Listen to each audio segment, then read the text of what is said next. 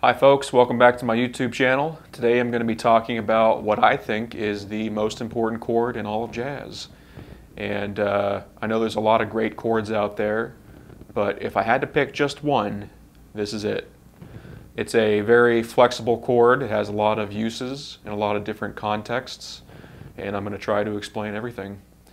So if you're looking to take your jazz playing to the next level, I would highly recommend exploring this chord and all its possibilities.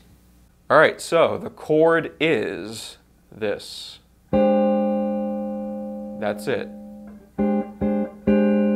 That's the chord that this whole video is going to be about. All right, so my first finger is on the 6th fret of the D string. My middle finger is at the 7th fret of the G string. And my ring finger and my pinky are at the 8th fret of the B string and the E string. Okay? So I have, from the bottom up, I have an A flat, I have a D, G, and a C.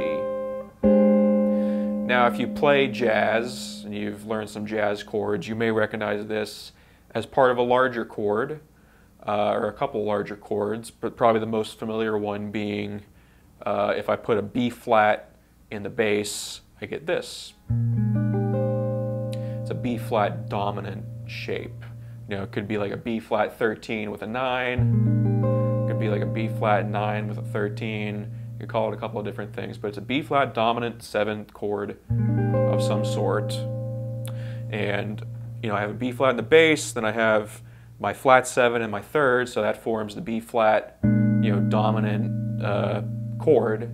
And then the two notes on top are the tensions. So I have a 13 on the B string and a 9 on the high E string. So if you need a reference point, there you go, the B flat 13, 9, and no matter how crazy we get in this video, if you need to ground yourself, you can always just come back and remind yourself that this is the chord we're working on, you know. So hopefully that's familiar to some of you.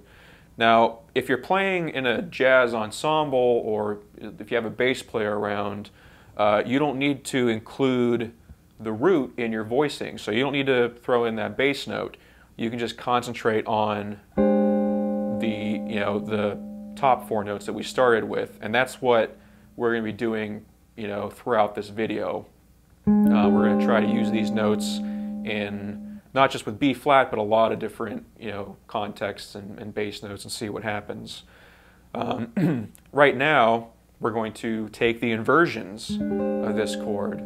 So it's not really, I mean, I'm not saying this is root inversion because you can maybe start anywhere, but this is our primary inversion, and I have a PDF available in the description if you want to follow along with these shapes, try it out on your own. So we have our primary inversion. Next one up is going to look like this. Not the most comfortable, but an interesting sounding chord. Next one up is going to look like this. Okay. Last one, I'm going to come down the octave. I'm going to go like that. So again, here's the primary inversion, first inversion, second inversion, third inversion. Now something I like to do whenever possible is to take drop 2 voicings, which essentially that's what we have right now. They're drop 2 voicings, and change them into closed voicings. Closed voicings meaning the notes are as close together as possible. So particularly for this first inversion here, you know, it's kind of an odd chord, but if I want to change that into the closed voicing, here's a little trick you can do, you can try out. Basically, you're going to switch the bottom note and the top note. You're just going to flip them. Okay, so on the bottom here I have a C. On the top I have a D. I'm going to move my C up to a D. I'm going to move my D down to a C. And I get this. So it's a very interesting closed voicing. Not the most comfortable, again, a little bit of a stretch, but it is doable. There are only a handful of, you know, legitimate 4-note closed voicings we can do on guitar, and this is one of them. So that's cool. The other closed voicing we're going to do is we're going to take that third inversion. not the prettiest sounding chord. You know, we have a minor ninth on the outsides. We have a G in the bass and an A flat up top. That's usually not a very pretty sound in most cases. But what we're going to do again is flip those two notes, and now we're going to get a major seventh, which is a little bit more pleasant, still dissonant, but you know, the minor ninth is just not the type of dissonance we want, you know, in this case. So flip it around and we get a closed voicing. So those are the inversions. So now that we have the inversions and shapes in our fingers, we can take a look at how this chord functions in some various contexts. The first and probably most obvious one is what I mentioned before, and that's as a dominant chord. In this case, it would be B flat dominant. You know, here again is a B flat 13 with a 9 on top, or like a B flat 9 with a 13 in there. You know, it's a B flat mixolydian shape. Now again, taking away this root, we're left with this upper part of the chord and all the inversions, and they all sound great as a B flat over a B flat 7 chord, you know? Actually, for these, for this first inversion and the third inversion, I'm going to opt for the closed, you know, the closed voicings. But this really should be your default chord for when you see a B flat 7. If you're comping, you know, this is really the way to go. Of course, everything, it depends on the song, depends on the context, and you have to experiment to, you know, find out what notes you want on top, you know, depending on the melody and such. But if you play this chord, if you got a bass player who's laying down, you know, some roots and fifths, etc., and you come in with this chord, yeah, people are going to think you know what you're talking about. You know, it's if you're looking, especially if you're looking to get away from just the typical, you know, root, third, fifth, 7 type voicings, you know, and you want to add a little bit more color in, yeah, that's what these tensions are for, you know, that 13 and the 9. Now, this is an unaltered dominant voicing, so the 13 and the 9 are still diatonic to like B flat mixolydian, you know, which is probably the chord scale that we would use over this chord.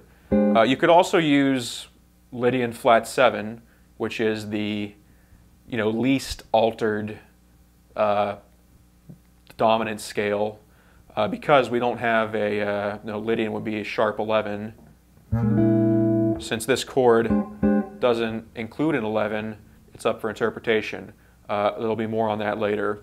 But again, just as a general B flat dominant chord, this is a really good option. This chord can also function in an altered dominant context.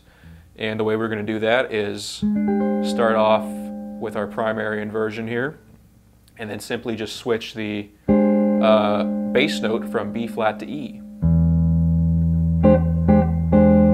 Alright, you can also play it like this, with my E on the 7th fret of the A string.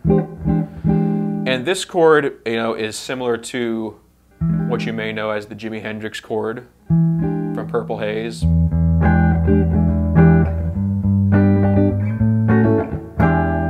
That is an E7 sharp 9. It's a great chord. It's used in jazz. It's used in all types of, you know, music. It's a good one to know. So yeah, we have like a sharp 9 in here, and then we throw one more note on top. That's going to be a flat 13. So this good old chord is now an E7 sharp 9 flat 13, or, you know, an E altered dominant voicing. Again, you don't need your root. I'm going to go ahead and play it because it's my open string. It's very convenient.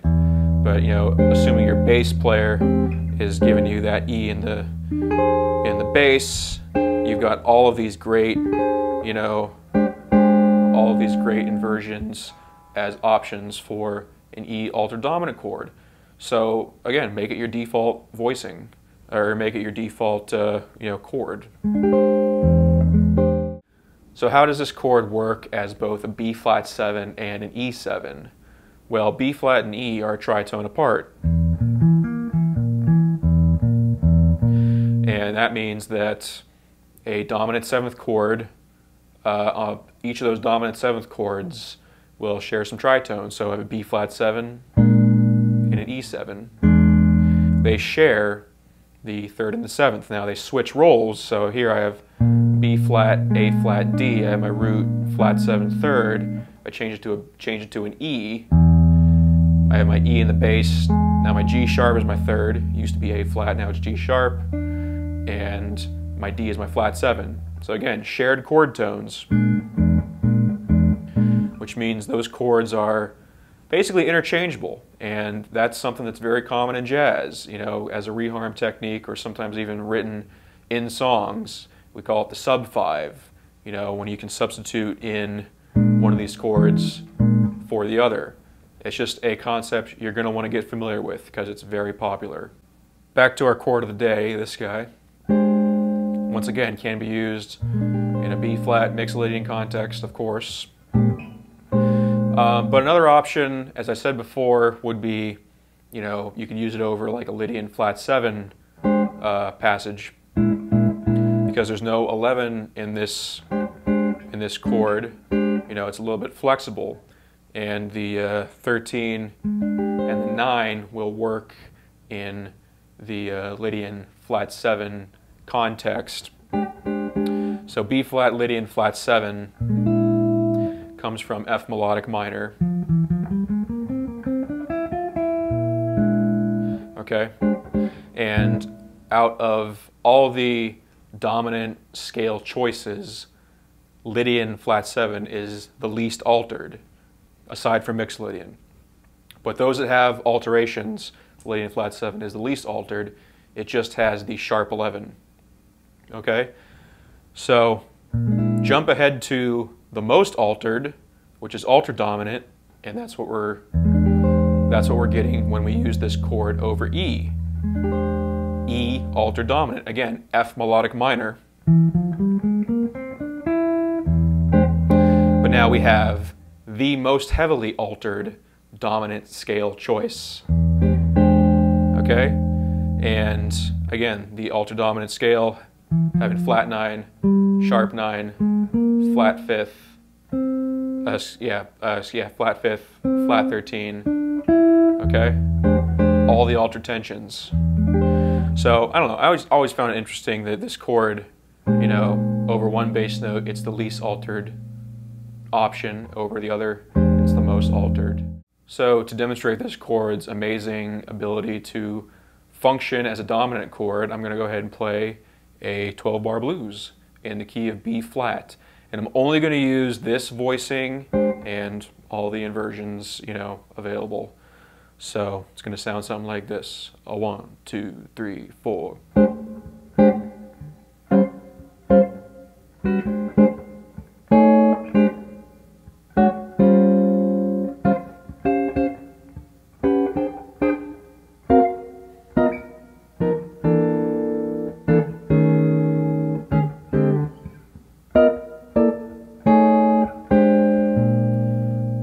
So all I did was just play, you know, a bunch of different, you know, options of this chord. Now I did use it as a, you know, unaltered dominant, as well as the altered dominant, you know, resolving to like the 4 chord or back to the 1, etc. So I start off like this. You know, here's my B flat 13 9.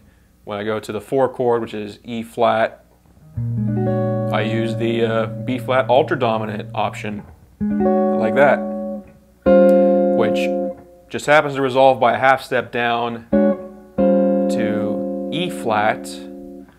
Again, there's my 9-13. Okay, so that's kind of, you know, the type of motion we're looking for. Again, as opposed to just like,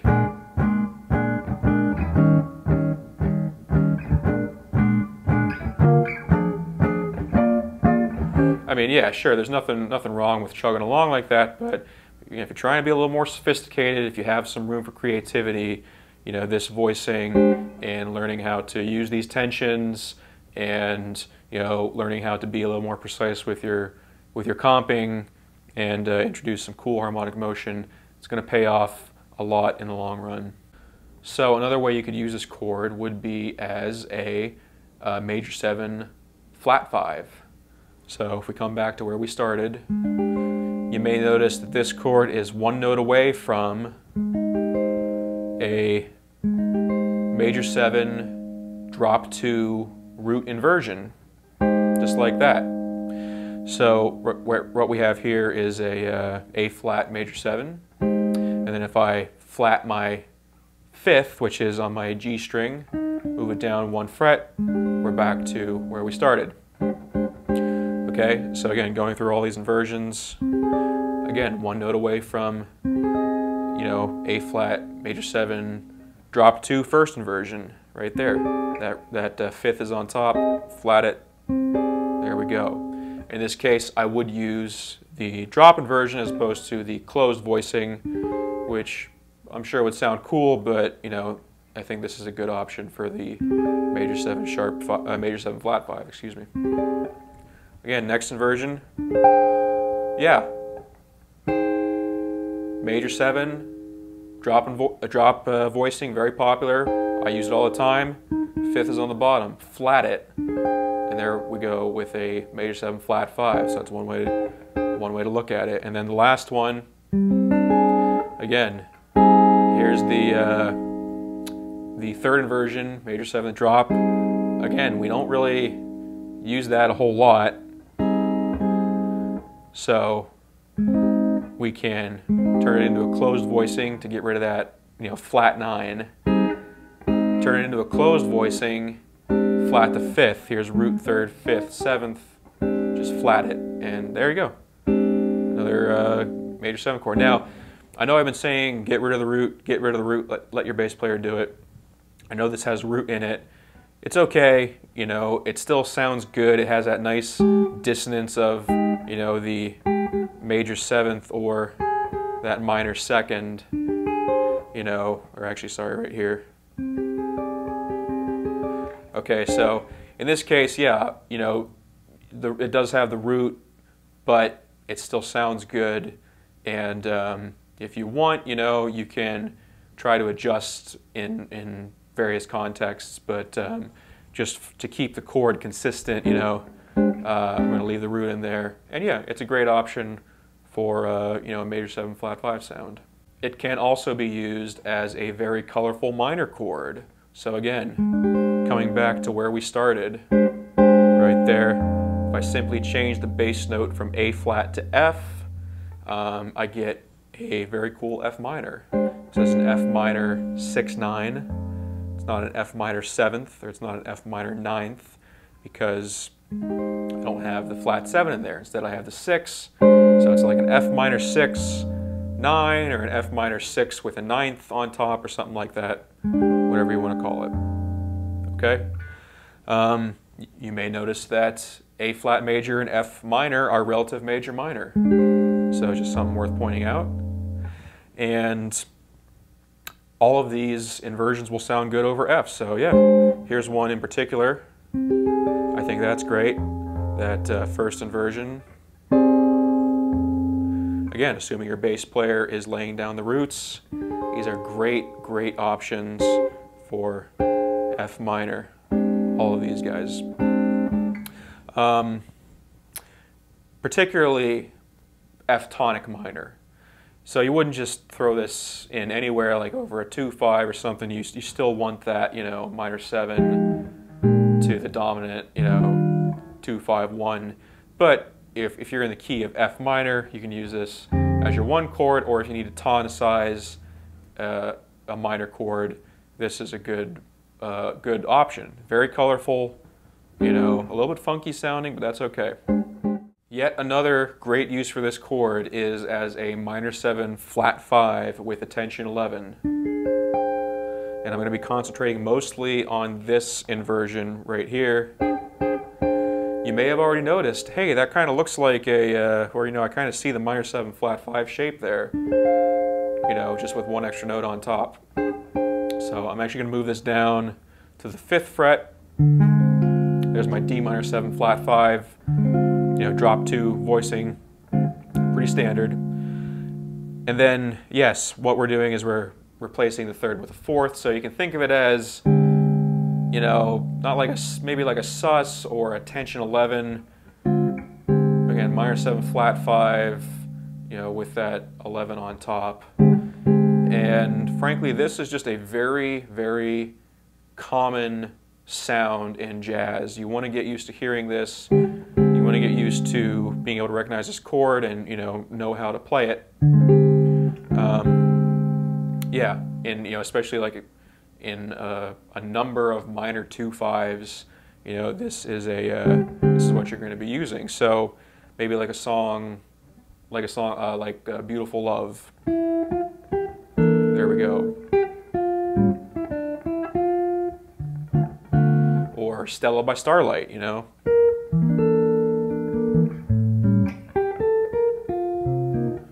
Etc. Or a whole bunch of Cole Porter songs. He really loved it, you know, Night and Day. There it is.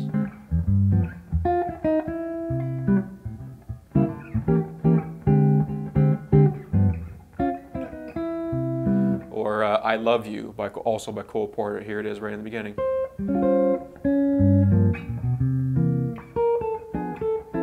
All right, so it's a very, you know, often used sound that you're going to want to get used to, again, identifying and just being able to recognize. So this is what the chord is. Yeah, it's just happens to be an inversion of this guy that we've been playing all day, minor 7 flat 5 with a tension 11. So as you can see, like, you really can't, you know, I don't like calling this chord any one particular thing because it just has so many, you know, you could call it, you know, 3 or 4 different names, but it really just depends on the context. And so again, minor 7 flat 5 with a tension 11, and then yeah, one little you know, one cool way to use this particular voicing over like a minor 2/5. You could start off, for example, if I have D minor 7 flat 5, G7, maybe to like C minor, you know, of some sort. I could go D minor 7 flat 5, tension 11. Slide this voicing up 3 frets, and there I have a G alter dominant chord, that sharp 9 flat 13 right there. So maybe I'll resolve that to C minor 6/9 from a little while ago. All the same voicing. So it's being used in, you know, 3 different contexts in that 2/5. So here's the minor 7 flat 5. Here's the altered dominant, and here's the minor 6/9. Very cool, huh?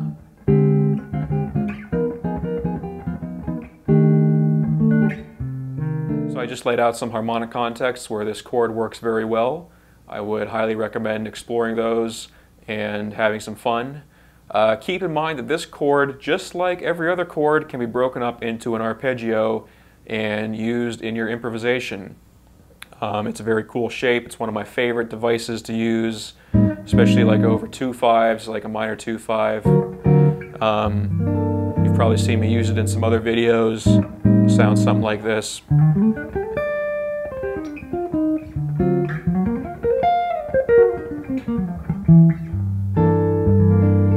Alright, so that's what I'm doing. That's the arpeggio there. So, you know, try to figure it out for yourself and, you know, see if you can create some cool lines. Thank you so much for watching this video. I had a lot of fun exploring one of my favorite chords, and I hope you found it informative and learned something new. If you have any thoughts or questions, please feel free to leave a comment below. Don't forget to like this video and subscribe to my channel. Thanks again, and I'll see you next time.